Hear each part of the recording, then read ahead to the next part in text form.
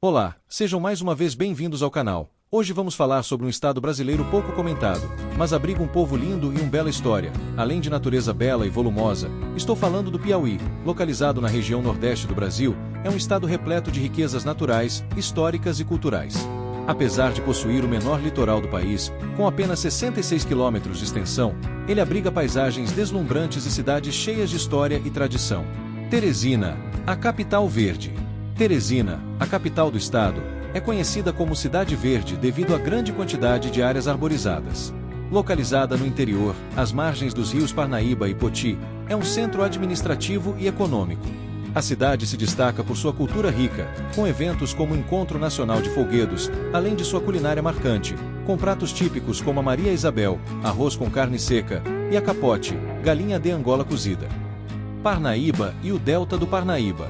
Parnaíba é a porta de entrada para uma das maiores joias naturais do Brasil, o Delta do Parnaíba.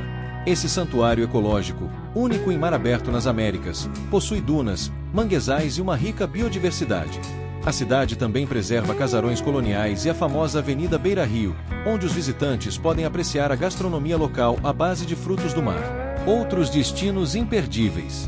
São Raimundo Nonato abriga o Parque Nacional da Serra da Capivara, Patrimônio da Humanidade pela Unesco, onde estão algumas das mais antigas pinturas rupestres das Américas.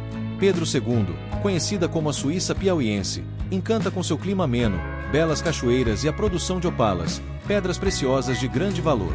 Luiz Correia, um dos principais destinos litorâneos do estado, possui praias paradisíacas como a Praia do Coqueiro e a Praia de Atalaia, perfeitas para o turismo e esportes náuticos.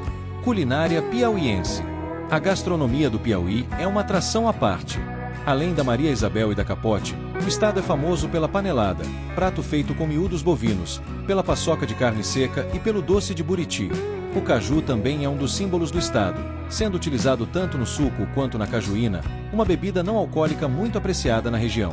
Com sua combinação de belezas naturais, cultura vibrante e uma culinária rica, o Piauí se destaca como um destino único no Brasil, pronto para ser explorado por quem busca história, aventura e sabores inesquecíveis.